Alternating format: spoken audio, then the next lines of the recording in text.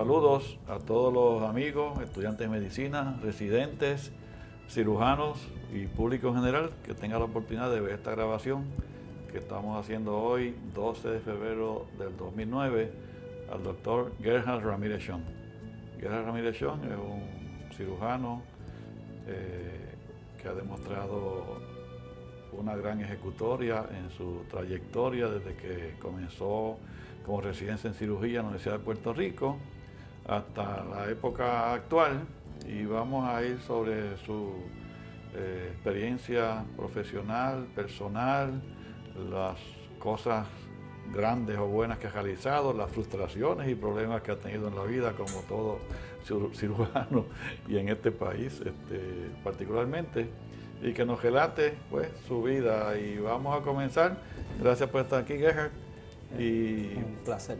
Vamos a comenzar, como acostumbro, primero, ¿dónde tú naciste? ¿Quiénes son tus padres, tus hermanos, y algún otro profesional como tú? ¿Y dónde estudiaste tu escuela elemental, superior y después universidad? En ese orden, hasta medicina y la residencia. Pues mi padre era Temístocles Ramírez Cuerda y fue cirujano. Él estudió medicina en la Universidad de Maryland antes de que se formara a la escuela de Johns Hopkins. Así que la facultad que se fue era la que él disfrutó durante su entrenamiento. Mi padre nació cuando todavía estaban los españoles aquí. Y él se graduó en el 1911. En aquella época, cuando llegaron los americanos, pues ellos decidieron que lo que se necesitaba en Puerto Rico eran ingenieros. Entonces le dieron instrucciones a todas las maestras que estaban enseñando en inglés en aquella época.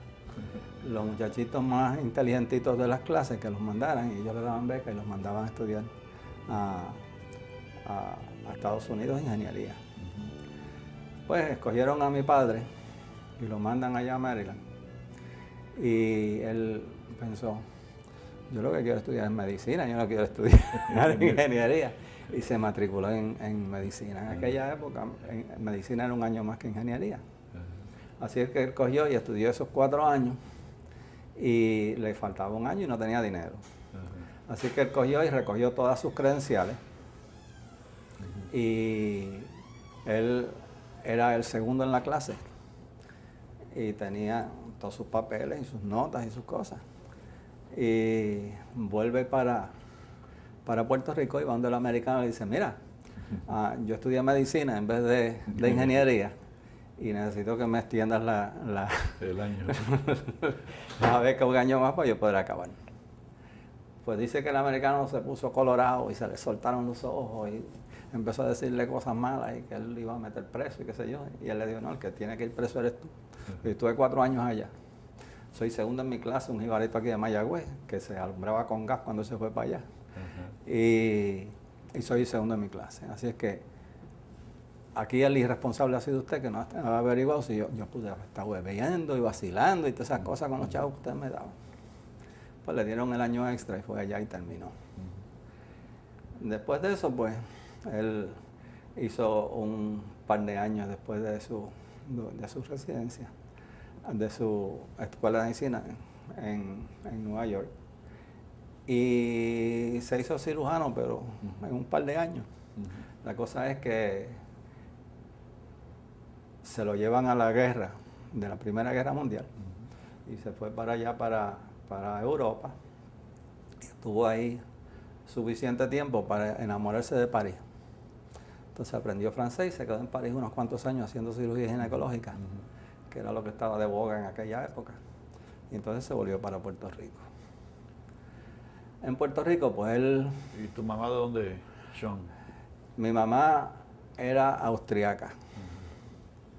Y la abuelita mía hablaba alemán conmigo. Entonces yo tenía que hablar alemán con mi abuela, inglés con mi madre, que se había criado en Estados Unidos, y le decían la americana, y español con todo el resto de la gente. Entonces, pues, al lado del colegio de Mayagüez, si tú conoces la casa del rector, entre la casa del rector y un edificio viejo que hay ahí, entre medio de la casa del rector y el de agricultura, hay un edificio grande viejo que lo están haciendo ahora un museo.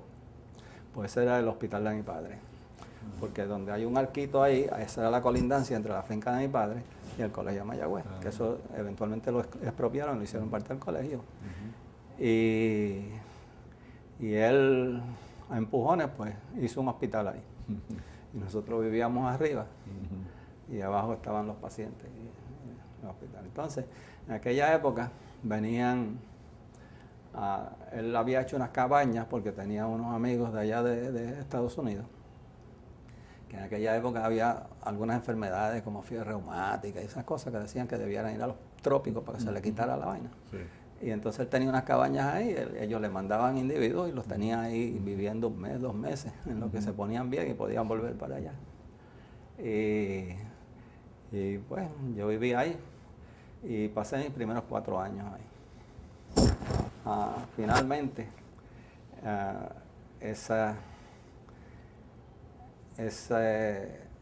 sitio se lo vendió mi papá a la iglesia adventista, que llegaron allá a Mayagüez y estaban buscando un hospital. Y después, si ustedes lo quieren, él tenía ganas de venirse para el área metropolitana. Y cuando yo tenía 4 años, pues nos mudamos para el área metropolitana. Hizo muy mal negocio porque se lo vendió a los adventistas, que tenían información privilegiada. Y en un par de meses, pues expropiaron eso para el colegio y le dieron 2 veces y media lo que le habían dado a mi padre. Así es que, bueno, la cosa es que eso es parte del colegio y ahora han hecho un museo ahí, está interesante. Han puesto ahí todos los... Pues... ¿Tú estudiaste entonces en San Juan? Entonces yo estudié en San Juan, sí. Los primeros 4 años ahí en la Parada 20 en el Sagrado Corazón. De ahí los próximos 2 años en el San Jorge, de acuerdo a donde nos mudábamos. Y después entonces me gradué de 8º grado en el Espíritu Santo con Stefan Fromm. Stefan Fromm sí. Estaba en la misma clase mía. Sí. Después de eso se murió mi madre cuando yo estaba en 8º grado. Y mi hermano y yo pues quedamos más o menos a la deriva. Éramos 5 hermanos, pero 2 de una madre, 2 de otra madre y 1 de otra madre. Los 5 pues se estudiaron medicina. ¿El que es de madre y padre es Temístocles? Temístocles ortopeda. Es ortopeda, sí. Ese es hermano de padre y madre. Entonces, los 2, Ramírez Echavarría, estudiaron psiquiatría. Uno de ellos estudió pediatría primero y decidió que mejor se metía a psiquiatra. Y el otro, que estudió también en la escuela, que a lo mejor tú lo conociste en aquella época, Joaquín, ese estudió gastroenterología. Y se fue para Estados Unidos y se quedó por allá. ¿Temístocles de Mayagüez? Los 2 Sean somos los únicos que quedamos en Puerto Rico, porque sí. Todos se fueron a Estados Unidos. Muy bien. Entonces... ¿Y escuela superior dónde fuiste? Pues los primeros 2 años de escuela superior lo hice en Miramar, en el Perso Socorro. Y después, como mi padre más o menos perdió el control de nosotros, decidió que nos iba a mandar a Estados Unidos, a un sitio allá que nos dieran cocotazo a los brothers de la escuela. y nos mandó y nos graduamos en una escuela donde había estudiado el tío mío por parte de madre, allá en Baltimore. Y pues vivimos con mi abuelita y con una tía. Y ahí pues más o menos me regimenté. Y entonces, te disciplinaron. Me disciplinaron. Entonces, el asunto es que mi padre, pues, yo me había ganado una beca para estudiar en un colegio en Filadelfia. Y mi padre me dijo, yo estoy viejo, me voy a morir. Yo quiero que ustedes vengan para acá y vamos a volver a Mayagüez. Entonces volvimos a Mayagüez y yo entonces estudié en el colegio de Mayagüez. Bachillerato. Y por cierto, él se murió. Se murió cuando yo estaba en tercer año, a mediados de tercer año del colegio. Yo tenía ya dos hermanos que habían entrado a la escuela de medicina y se las echaban mucho. Y yo había solicitado a la escuela de medicina porque como yo quería coger fisiología y bioquímica a la vez, pues tenía que coger las biologías necesarias para coger fisiología. Yo estaba en química. Y pues yo solicité sencillamente para darles duro, me cogieron. Y cuando se murió mi padre, pues yo decidí, que coja esto porque ya tengo una beca para estudiar. Cuando se murió mi padre, lo que había era 6 centavos en el banco. Y entonces, pues me fui a estudiar medicina ahí a la Universidad de Puerto Rico. Y estuve mis 4 años ahí. ¿Terminaste en qué año medicina? 60. Yo soy de la clase del 60, sí. Hay individuos famosos. Ahí está. Stephen Fromm. No, Stephen se graduó un año antes. Stephen se graduó un año antes. Que era interesante porque Stephen era el único individuo con quien yo podía hablar alemán. Entonces... Con David Rodríguez Pérez podías hablar. David Rodríguez Pérez. También sabe, yo con él, alemán, acá rato yo sí. echaba Mira, por cierto, yo fui a Austria. Yo nunca había ido a Europa, ya hace como año y medio. Yo fui a Austria buscando los sitios donde había nacido mi abuela y ese tipo de cosas.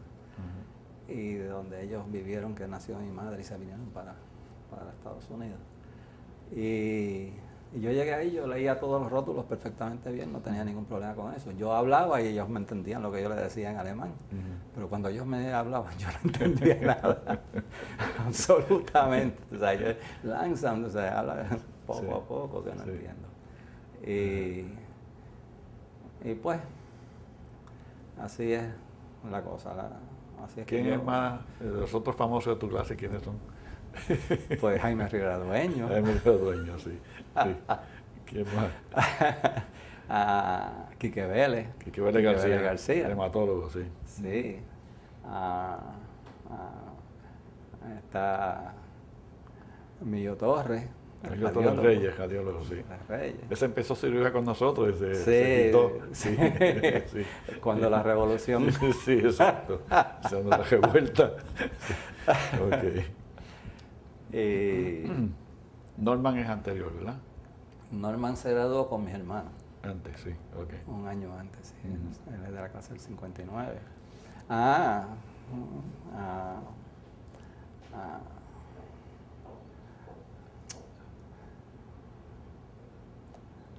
El decano de nosotros, cuando estaba Norman, Carlos Giró. Santiago Borrero. Santiago Ojero. Pedro Juan Santiago, de Guayanilla, sí. Pedro Juan, sí. Sí. Hasta familia tuya debe ser. Pero de Guayanilla, sí. Muy bien. Pues... Entonces, ¿terminaste medicina en qué año fue? 60. Entonces, entraste cirugía enseguida, ¿no? Pues sí, yo seguí en el posgrado. La primera vez que los graduados de la escuela de medicina se quedaban, porque acababan de adquirir el hospital universitario. Sí. O sea, cuando yo era estudiante estábamos en el municipal. Y en ese año se mudaron para allá. El cuarto año mío fue uno de mudanza, así que estábamos más o menos a la deriva también. Y entonces una buena parte de la clase se quedó. Se quedó acá haciendo residencia, internado y todo. El hospital estaba hecho un desastre. O sea, una cosa increíble. Nosotros teníamos que hacer todos los laboratorios de noche. Y hacer los cross match, o sea, sin todas las cosas. Un peligro. Sí. Y la realidad es que en ese medio ambiente uno aprende mucho. Porque uno tiene curiosidad. Por ejemplo, en obstetricia había un montón de forceps así. Yo decidí que yo iba a usar todos esos forceps. Eso no ya no se usan casi, ¿sabes? Aprendí para qué se usaba cada uno. Y me ocupé de encontrar la excusa para poderlo usar. Ya casi no se usa. Sí, seguro. Se hacen cesáreas ahora. Y así. O sea que cuando se iban los attending por la tarde, entonces uno salía al lugar a ver lo que uno hacía. Sí, porque la supervisión no era tanta como ahora sí que es estricta. Sí. Mira, ¿hiciste cuántos años entonces cirugía antes de...? Pues en mi cuarto año posgraduado, entonces me fui para el ejército. Ah, estabas en cuarto año ya. Sí. Entonces me fui al ejército y estuve 2 años. ¿Uno en Estados Unidos? ¿Dónde fue? Yo fui primero a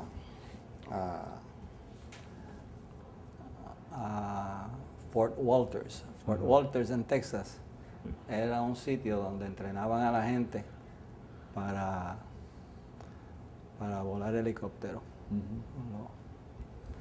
Ya estaban preparándose para meterse en Vietnam. Obviamente tuvieron que matar a un presidente para poderlo hacer. Sí. Pues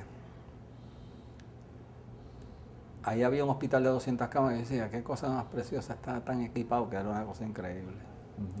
Yo llegué ahí y había un coronel que estaba por los 20 años para coger el retiro y no operaba nada. Y mientras el mes ese que estuvimos así, pues yo empecé a hacer mi lista, empecé a operar en el momento que él se fuera. Él se fue y yo empecé a operar. Entonces me dijeron que yo no podía hacer eso porque iba a fastidiar al otro. Y empecé el problema de él. O sea, yo soy cirujano, yo opero. Y vino un individuo de Fourth Army a investigar y yo pasé visita, le enseñé todas las cosas. Yo creía que yo había hecho la gran... presenté unos trabajos de investigación que ella había hecho en el laboratorio. Y el individuo mandó una carta diciendo, el individuo obviamente bien preparado en cirugía, pero es sumamente agresivo y debe ir a un sitio donde él pueda. Entonces me trasladaron a un sitio donde, de ahí, eso fue el trampolín para ir a Vietnam. En la primera unidad de infantería que entró a Vietnam, ahí estaba yo. Yo estuve 4 meses en Vietnam antes de ver un piso de cemento. Estábamos en la jungla todo el tiempo. Éramos 5.000 hombres y yo daba los sick call en español. Había otra unidad de paracaidistas, que eran 5.000 hombres, y todos eran negros. A nosotros nos metieron en cuanto lío había durante ese año que yo estuve ahí. Yo clearé. ¿En qué zona de Vietnam estuviste? ¿En qué área geográfica? Bien Hoa fue el primer sitio, pero nosotros hacíamos operaciones por todos lados. Lo que decían Search and Destroy. Sí.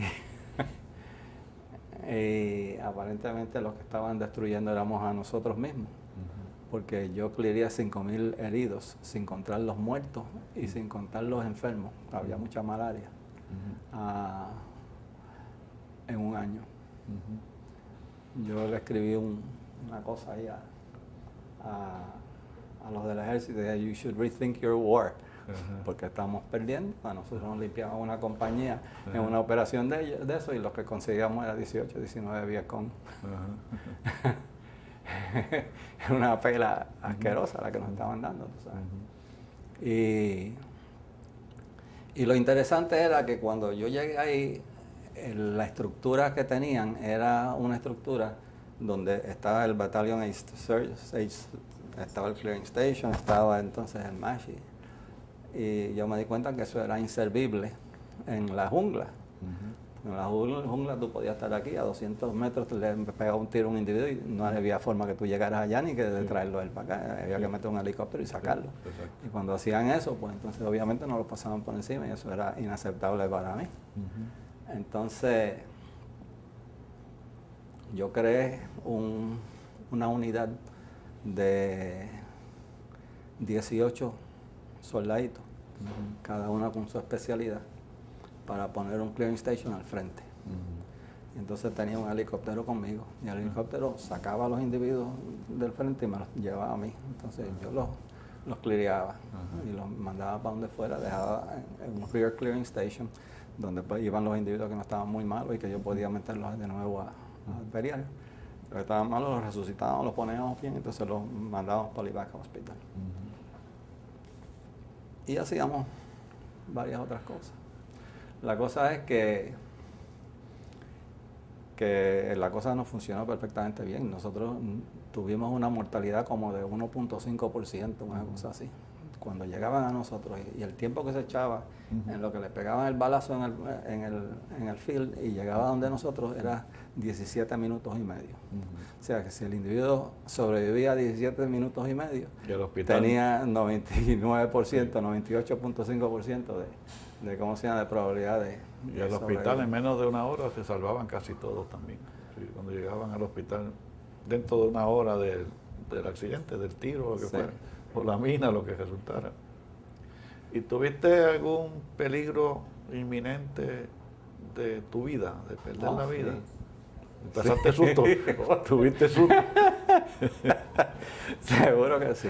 Un individuo, un corpsman mío, le volaron la cabeza al lado mío. Cuando empezaron a tirar, todo el mundo se tiró al piso y cuando nos fuimos a levantar, no se levantaba y era que le habían metido un balazo en la cabeza. Y así. ¿No has vuelto a Vietnam? Yo no. ¿No? ¿No quieres volver? Me gustaría. Me cayó bien el sitio. Vietnam es como un Puerto Rico con ríos caudalosos. Sí, es un sitio precioso. Igual, montañoso como nosotros. Sí, precioso. Bien chulo. Y, por ejemplo, en el jeep, pues el que iba adelante al lado derecho siempre era el oficial. Sí. Y yo dije, yo no me voy a sentar ahí. Ese que disparan. Ese que disparan. Así que yo iba en la parte de atrás con una ametralladora y un sargento que siempre iba ahí. Y antes de que nos fuéramos le metieron un balazo en el muslo.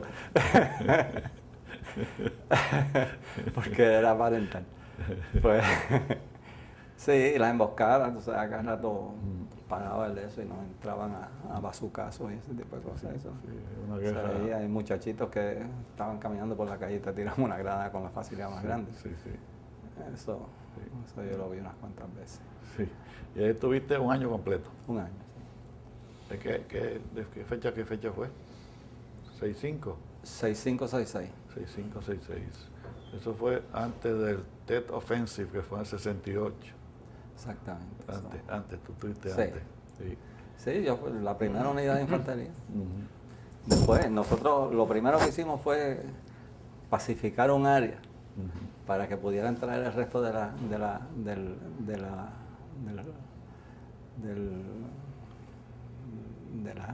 gente que tenían ahí. El sitio donde lo llevaban era Bien Juan. Y de Bien Juan entonces lo distribuían. Nosotros nos metían en todos lados, en Michelin, allá entre los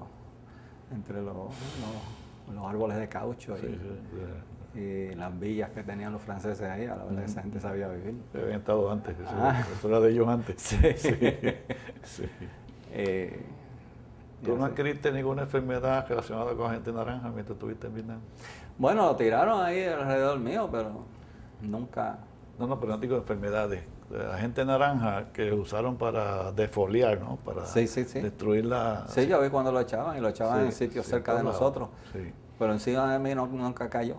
Pero los que bregaban con eso son los que se enfermaban. No importa que estuviera encima, es que hay una relación entre haber estado en Vietnam nada más, haber pisado allí y 11 enfermedades, que está cáncer de la próstata, diabetes, obviamente leucemia, Hodgkins, linfoma, porfiria, todas esas cosas están relacionadas a gente naranja.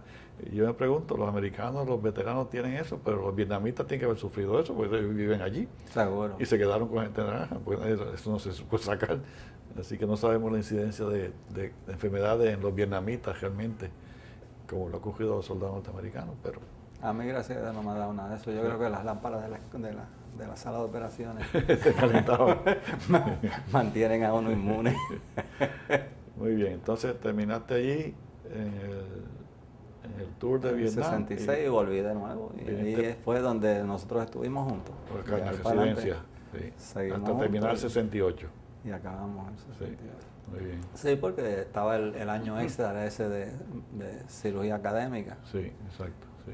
Que se lo inventó Rafucci para acomodarnos a nosotros, fue básicamente. Un año adicional, sí. Y él se la echaba porque nosotros habíamos pasado los boards y dice, mira, yo tengo cirujanos con boards aquí de residente. Sí, exacto.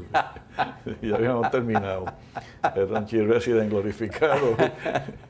Bueno, era bueno porque los primeros 6 meses tú estuviste en el departamento de corazón y yo desarrollé un proyecto. Yo recuerdo que Santiago del Pin estaba conmigo. Y el proyecto que yo decidí desarrollar, Carlos Rubio, había comprado un montón de cateteres y cosas para meterlos y hacer arteriogramas y todas esas cosas. Y él estaba bien entusiasmado con hacer esas cosas hasta que le dio por hacer un esplenoportograma. Y le metió la aguja por ahí al vaso, rompió el vaso y yo se lo tuve que sacar. Y el coyote solamente me dijo, cógelo tú. Se retiró. Se retiró de cirujano practicante. Cirujano más ligero que era. Y yo cogí todas esas cosas y entonces empecé toda ¿cómo se llama? La arteriografía selectiva de cuántos sitios había. Y aprendí a meter esos catéteres a todos lados. Todo hecho un delfín Bernal cualquiera. Sí. Mira, que me sirvió mucho. Cuando yo estaba en Mayagüez, nosotros hicimos mucho de eso. Para los primeros 4 años que tú hiciste, antes de irte para el ejército, fue que nosotros interaccionamos más con Rafucci, ¿no? Porque era el jefe y estaba bien. Para aquella época empezó a enfermarse después, en los 64, 65, por ahí. Y eventualmente pues murió. ¿Tú tienes algunas anécdotas o cuentos que te ocurrieron con Rafucci? Yo sé que tú eres uno de los residentes que él más quería y admiraba, académicamente por lo menos. Él te tenía mucha simpatía, mucho respeto. Okay.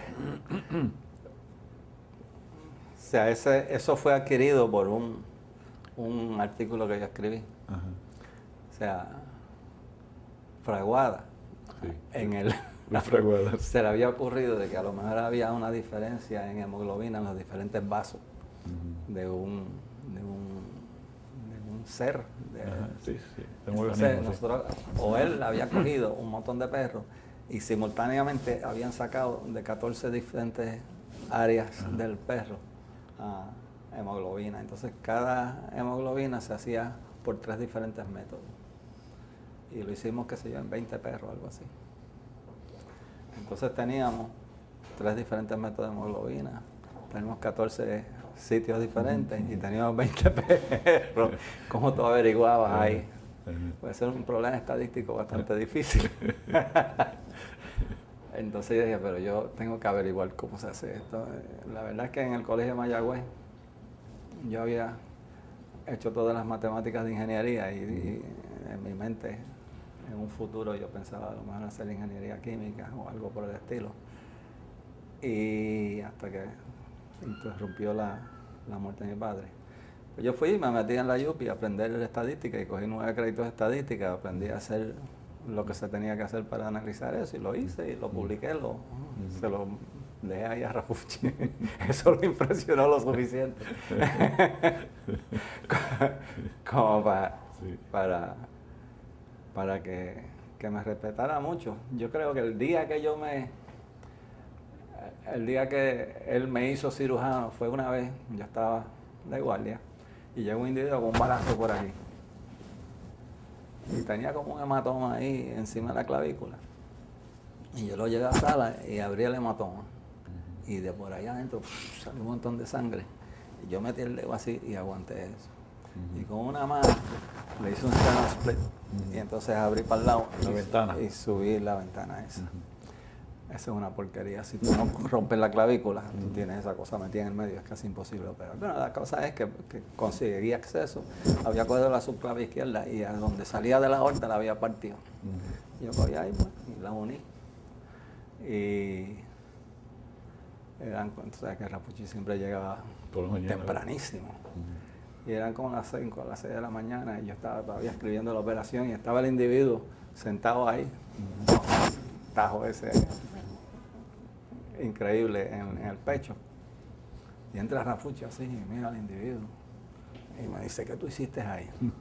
Y yo le dije, ese individuo tenía un balazo por aquí y cuando yo empecé a explorarlo rompió a sangrar y yo tuve que hacerle esa tapita ahí para tener acceso a la... Y él se mira al individuo y dice, mira ese individuo bien, ese fue el que le salvó la vida a usted. Hoy usted es cirujano. Hoy usted es cirujano. Y yo dije, pues chévere. Te dio el diploma allí. El diploma. Yo recuerdo un día que él llegó temprano así también y todavía entrenado un acceso sufrénico. ¿No tú te acuerdas de eso? No. ¿No te acuerdas? Y él se puso a darnos una conferencia allí del sufrénico, cómo se drenaba y las causas y qué sé yo cuánto. Y yo recuerdo también que cuando pasaba visita con Quique Márquez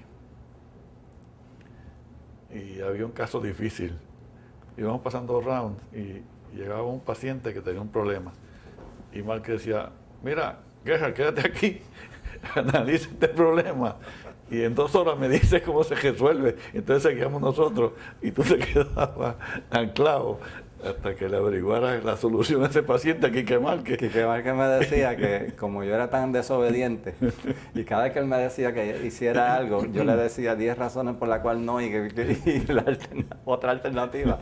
Él decidió no bregar más conmigo y hacía eso, sencillamente me asignaba un bollete, coge el bollete ese y ven con una solución. y busco una solución. Sí. Eso es todo bueno. Sí, eso es parte de mi personalidad, a lo mejor por eso es que yo me da tanto golpetazo. Bueno, entonces después que saliste en el 68, ¿para dónde te fuiste? Yo seguí ahí inmediatamente. ¿Recuerda? Nosotros cogimos ese departamento y lo repartimos, como ya Rafucci no existía para todos los propósitos prácticos. Nos repartimos el departamento entre 4. Tú cogiste la educación, yo cogí el laboratorio de cirugía experimental, Quique Márquez cogió corazón. Hay un tiempo estuvo interino Quique Olivera. Y también. Olivera se convirtió en el único que le gustaba la administración ahí era Olivera. Y nosotros decidimos, coge esa porquería tú ahí. Y funcionaba muy bien. Y nosotros le dijimos al decano que nosotros lo queríamos el de jefe, y eso no ocurrió así, no quiero hablar mal de nadie, pero cayó de paracaídas, hay un individuo que... Pero entonces, por eso se fue Quique Olivera de la escuela, ¿verdad? ¿Tú entiendes que por eso se fue? Él dio tumbos ahí, yo creo que fue una cosa diferente. Cuando llegó el nuevo jefe de departamento, él vio esos 4 individuos ahí y dijo, yo no puedo bregar con esos 4 individuos. Entonces unió la residencia de veteranos y la residencia del municipal, repartió full professorship para toda esa gente y subió el nivel decisional y nos dejó a nosotros acá abajo. Yo creo que por eso fue que se fue a Olivera. Olivera entendió que le habían dado un galletazo y cogió. Y se fue. Se fue a práctica privada por el resto de su vida. Se fue al auxilio mutuo, sí. Sí. Entonces, ¿tú tuviste cuántos años en la escuela en ese momento? Ya yo había tenido problemas en el auxilio mutuo, así que yo no podía soñar con volver al auxilio mutuo. El auxilio mutuo vienen y me mandan una carta que yo no podía hacer esofagoscopía. Pues uno de los pet organs míos era el esófago. Y yo había matado muchos perros estudiando el esófago y yo había hecho bastante cosas de esófago y con David interposiciones y ya yo había aprendido a hacer esa operación. Y entonces viene el auxilio mutuo y dice que yo no puedo hacer esofagoscopía. Tú me estás diciendo que no pasa una cosa que yo hago todos los días, tú sabes. Y le escribí una carta, mire, yo enseño eso en la escuela de medicina, ¿cómo usted me va a decir que yo no? Entonces viene y me manda una carta que yo tenía que coger un curso en alguna escuela de medicina en Filadelfia, que yo tenía que ir allá a coger ese curso para poder hacer esofagoscopias ahí. Y yo le mando una carta diciéndole básicamente que yo lo que estaban era protegiéndole los intereses a los INT, que eran los que hacían las esofagoscopias ahí, y que yo no quería pertenecer a la facultad y yo renuncié. Desde entonces González Justi me cogió un odio. Donde quería que me veía me quería matar.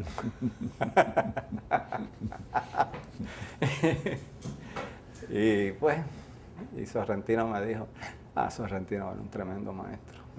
Yo te digo francamente Yo creo que los maestros que nosotros tuvimos Rafael Sorrentino, muy bueno. eran increíbles. O sea, Sorrentino hacía de todo. Yo aprendí a hacer pulmones con él, más que con David. Y David me enseñó otras cosas. Lo que pasa es que a mí me daba coraje porque yo entraba y yo no podía operar. David nunca dejaba a nadie operar. Él tenía que ser el centro de atracción. Porque es desesperado. Entonces, horrible. Se me quitó el coraje con él, igual como se me quitó con mi papá. Y cuando yo me di cuenta que yo siempre, esto lo hacía David así, esto, David me enseñó esto, que decía, y cuando yo lo mencionaba tanto, decía, así es, él me enseñó muchísimo. No me dejó operar, pero me enseñó muchísimo. La arterita de David cuando salía el bleeder ese al lado ahí, todas esas cosas. Él decía, deja enseñarte un truquito. Si te acababa el caso en un momento. Coge el retractor ahí, tú lo cogías obedientemente y ¡tas! Se metiste hacia el caso. Perdiste la operación. Pues... Bueno, entonces después que tú te vas de la escuela, ¿cuándo es que te vas para Nueva York?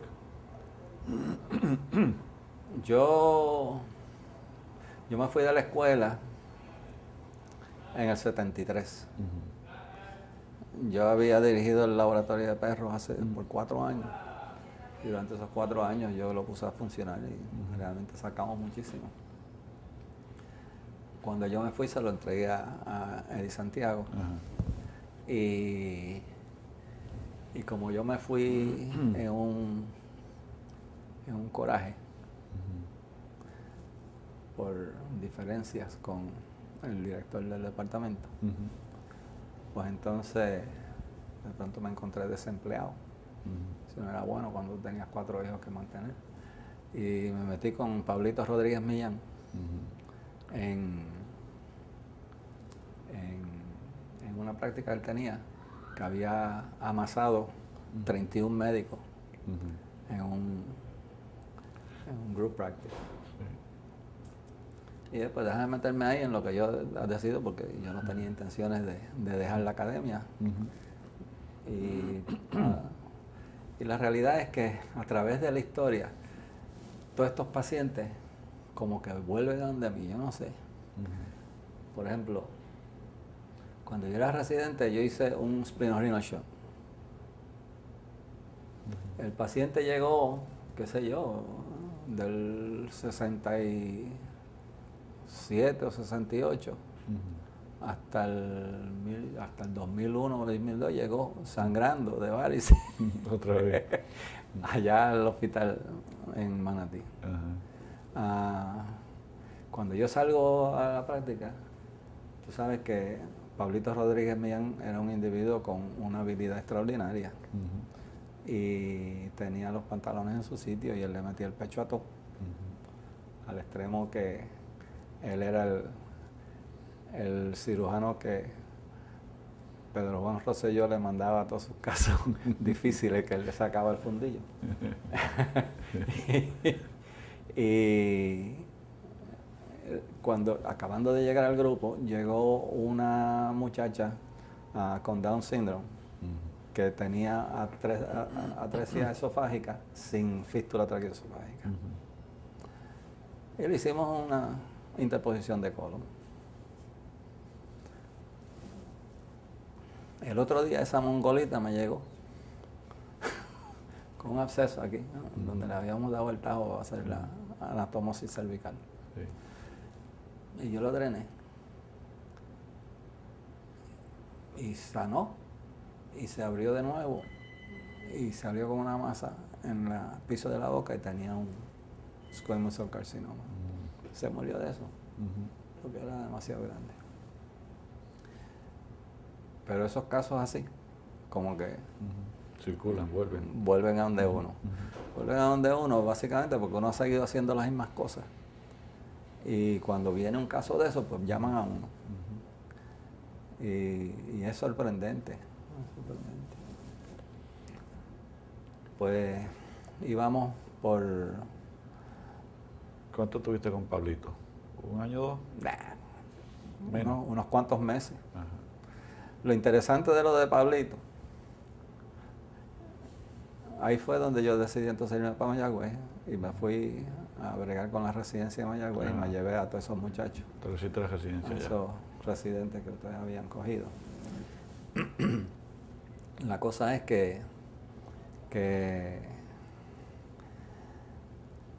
cuando yo llego a Mayagüez hay un jefe de departamento y ese jefe de departamento tenía residentes y yo llevo los míos y entonces empieza la controversia entre los dos grupos y el jefe como que se desapareció y yo tuve que coger el mando por default porque no me quedaba más remedio y fue una experiencia sumamente desagradable, un coraje, una pelea continua y qué sé yo qué. Yo estuve ahí, qué sé yo, como 4 años en lo que yo entrené, a los que yo me llevé para allá porque yo tenía esa responsabilidad. Finalmente, la pelea pues destruyó todo el programa, más que no teníamos el apoyo del Departamento de Salud y de la Dirección Médica. Y eso se destruyó.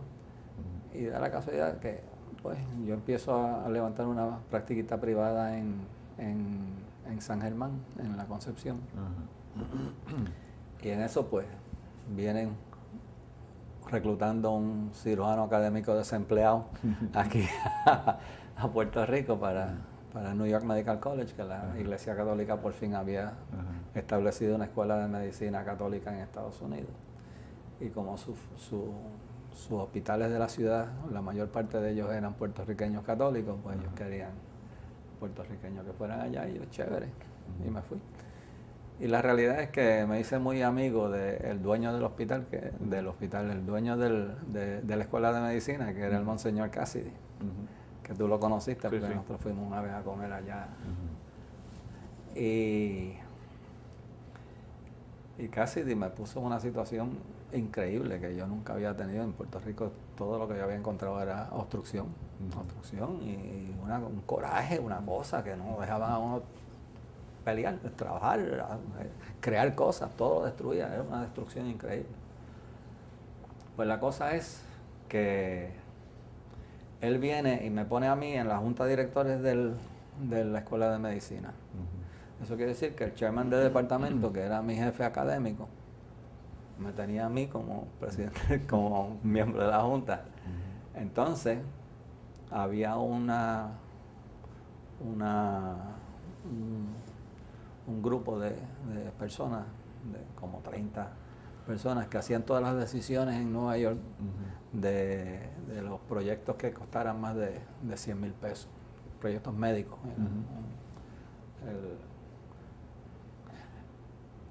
El Review and Planning Council de todas las decisiones médicas que se habían, y me hizo de esa cosa. Eso quiere decir que como lo que yo estaba era un hospital de la ciudad, cuando el hospital de la ciudad tenía o cuando la ciudad tenía que ir a pedir cosas al Planning Council, pues yo estaba allá. Así que no podían chaval conmigo de ningún lado, porque este tipo parece que lo han maltratado tanto ya.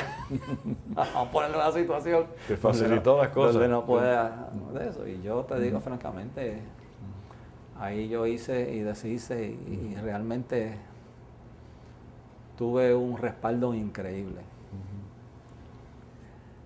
Pero los muchachos que yo había entrenado en Mayagüez consiguieron el contrato del Departamento de Cirugía de Mayagüez.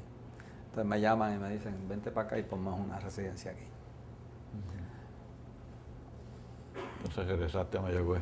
Me empezó a preocupar que ya mis hijos estaban convirtiéndose en americanitos y eso no está bien. Entonces agarré a mi familia y la esposa mía obviamente le dio mucho coraje y volvimos para Mayagüez. ¿Y esa residencia duró de qué año a qué año? La de Mayagüez y ahora. Yo estuve 10 años ahí. 10. Yo volví yo estuve en Nueva York como del 77 al 80, mayo del 80, que fue que yo volví. Entonces, hicimos la residencia y yo me quedé ahí hasta el 90. Evolucionó la residencia. La realidad es que hicimos una cosa increíble. Nosotros, todo el mundo tenía contrato, el dinero que se recogía de la facturación entraba al departamento y nosotros podíamos comprar todos los goodies que el departamento de salud obviamente nos quería comprar. Y yo le temía a los cambios de gobierno. Los cambios de gobierno eran desastrosos porque venían y querían destruirlo todo. Y lo mismo los azules que los colorados, o sea, no hay diferencia, absolutamente. Yo siempre he dicho que la diferencia entre los colorados y los azules es como el puntito blanco que hay encima de la caca de la gallina. ¿Sabes lo que es eso? Caca también.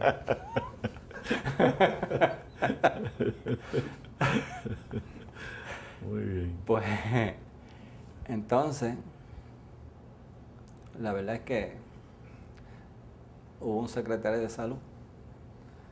Yo, para escoger mis residentes, les daba el in-training. Todos los candidatos, pues yo les pedía in-training para darle el examen a ellos. Yo había escogido 2 individuos, uno que sacó 80 y pico y el otro sacó 77 en el in-training. Y eso es antes de entrar a la residencia. Yo dije, estos son los candidatos. Y de pronto el secretario de salud me manda 2 individuos ahí que eran totalmente deficientes y yo los puse a coger in-training y sacaron 0 de percentila, tú sabes. Yo cojo todas esas notas y voy a donde el secretario de salud y mira, la situación, tú quieres que yo coja estos 2, pero mira eso, si tú quieres que yo los coja, yo no cojo esto, o tú dame 2 plazas más y yo los acomodo. No, que tú coges el que te dé la gana, tú eres el jefe ahí y tú haces tus decisiones y yo no me inmiscuyo en eso. Pues chévere. Cogiste lo bueno. Cogí lo bueno y le dije a los otros 2 que se fueran, acabaron en Ponce, donde los cogieron y al año los votaron. Que fue lo que yo debí de haber hecho. Pero el departamento de medicina se quedó sin el jefe de medicina. Y me mandaron la encomienda a mí a buscar un jefe de medicina que tenía su residencia y todas esas cosas. Pues yo llamo a Carlos Giro, que era el decano en la escuela, y dice, mira, tú tienes un buen internista ahí que puede ser jefe aquí. Y él me dice, mira, precisamente hay un muchacho que estaba buscando hacer algo, que se graduó de la escuela de medicina de Harvard, hizo la residencia en Montefiore, donde hacen todas las decisiones de Primary Healthcare Grants. El tipo tiene dinero para poner un Primary Healthcare Grant y te voy a mandar ese individuo. Además de ese individuo, la esposa era oncóloga, graduada de la escuela. Y dije, pues esto es un tiro. Entonces hacemos, entre él y yo, hacemos una propuesta para coger el departamento y eso, y se lo entregamos al secretario de salud. En eso se gradúan 2 muchachos de eso y hacen otra propuesta para coger el departamento y yo dije, ¿cómo vamos a coger eso? Cuando vamos a hablar con el secretario de salud, él coge la pluma así y tiene los 2 contratos de los 2 muchachos y los del muchacho de Harvard. Y dice, oye, tú me cogiste los 2 individuos que yo te dije. Y dije, no, pues tú me dijiste que hiciera la decisión. Y entonces viene el papi y firma el contrato de los 2 muchachos recién graduados que no tenían ninguna credenciales. Y ese fue el jefe de medicina entonces. Y el otro pues se fue para Estados Unidos. Después mantenimos en contacto y él, y ¿cómo se llama? Y él me invitó un par de veces para dar conferencias allá en New Jersey. Pero eso acabó en un divorcio entre el marido y la mujer y todas esas cosas. Eso, un desastre. O sea, yo realmente creo que hay que sacar la política de esto. Sí. Educación. Y es que es imposible, es imposible. En Puerto Rico la agenda de los políticos es totalmente diferente. Lo primero importante para ellos es seguir en el poder. Otra anécdota, tú sabes. Hay un cambio de gobierno. Tenemos un director ejecutivo, un hospital que está funcionando perfectamente bien en Mayagüez. Entonces de pronto me van a sacar a ese individuo y van a poner ahí un individuo que tenía antecedentes, lo habían botado de 2 hospitales por malversación de fondos. Y yo voy al secretario de salud. Digo, mira, ¿cómo tú vas a hacer esto? Y me echa el brazo y me dice, vete para tu casa y date un whiskycito. Y tú verás que se te quita toda esa ansiedad. Y yo, pues con este yo no puedo bregar. Entonces voy a donde Tony Fa, que era el senador de distrito. Y le digo, Tony Fa, tengo este problema, tú sabes. Hay que tener disciplina de partido. Y eso es lo que quiere el partido. Chévere. Entonces, voy a donde el alcalde, que era el que estaba impulsando el individuo, porque ese individuo tenía negocios con el cuñado del alcalde y querían meterse ahí y arrasar con el presupuesto. Pues yo entonces voy a donde él y la esposa del alcalde brinca para arriba y dice, no hay republicano bueno, eso es lo que usted tiene que aprender, que no hay republicano bueno. Y dije, mi padre era republicano y era bueno. Y me fui. Entonces, pasan los 4 años, deteriora el hospital de una forma increíble, se desmoraliza mi facultad, se van para práctica privada, cosa que no había ocurrido antes. Y viene Joint Commission y le da miedo al Departamento de Salud que vayan a perder Joint Commission. Así que sacan a ese individuo y tratan de devolverle el hospital a la región. Pero la directora regional dice, a mí no me devuelven ese hospital así, ustedes hacen una auditoría, porque yo no voy a cargar la culpa de lo que las porquerías que hayan hecho esa gente ahí.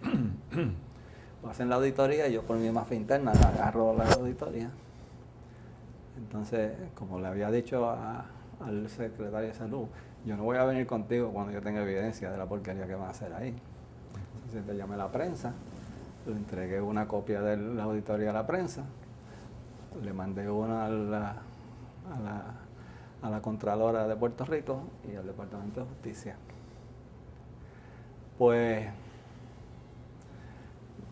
una carta de la Contralora, muchas gracias, qué sé yo qué. Al año hay causa probable, lo hemos referido al Departamento de Justicia. Al año, el Departamento de Justicia, usted tenía mucha razón, este individuo es así, que sí, qué sé yo cuánto, pero nosotros no tenemos suficiente personal para hacer esto y ya prescribió el periodo para poder enjuiciar al individuo. A mí me investigaron en Income Tax 5 años corridos. Eso es Puerto Rico, tú sabes. Nada que ver. Entonces, después que la residencia cierra, ¿a dónde tú te vas? No cerraron la residencia de Mayagüez. En Mayagüez, sencillamente, como cambió la filosofía y esto se pone en práctica, yo distribuí de nuevo la jefatura y me quedé de attending. Y entonces, en Ponce perdieron la acreditación, no la iban a perder y me piden a mí que vaya a Ponce a ponerle la acreditación. Pues yo fui allá y bregué con eso y conseguimos la acreditación. Y viví en Ponce como 3 años. Y entonces hubo un cambio de gobierno y la misma cosa. Vamos para atrás. Me destruyeron el asunto, perdieron la acreditación eventualmente. Yo me fui, nosotros teníamos que cubrir a Guayama. Y yo sencillamente, como Guayama estaba ahí cerca, me fui para Guayama y empecé a operar allá. Y finalmente me vine para el norte de la isla, donde estoy ahora. Manatí. Me vine en el 95 para acá. Ese es el Doctor Hospital. Así que yo llevo 14 años ahí. No, yo al principio estaba en el hospital de área, que ahora es el Manatí Medical Center. Con muchas pretensiones. Y ahí tuve mis percances y entonces decidí meterme en el Doctors. No quiero entrar en detalle por no decir. Tú tienes una hija que es doctora también, ¿verdad? ¿O cuántos? Pues yo tuve 4 hijos. El mayor no es nada.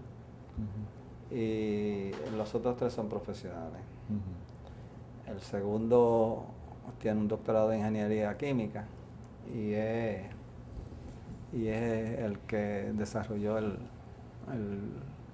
la sección de bioingeniería del Colegio de Mayagüez. La tercera es endocrinóloga y es Sí. parte de la Facultad de la Escuela de Medicina. Y la menor es ingeniera mecánica y gana lo que le da la gana. Ella es muy buena en su profesión. Margarita, la que está en la Escuela de Medicina.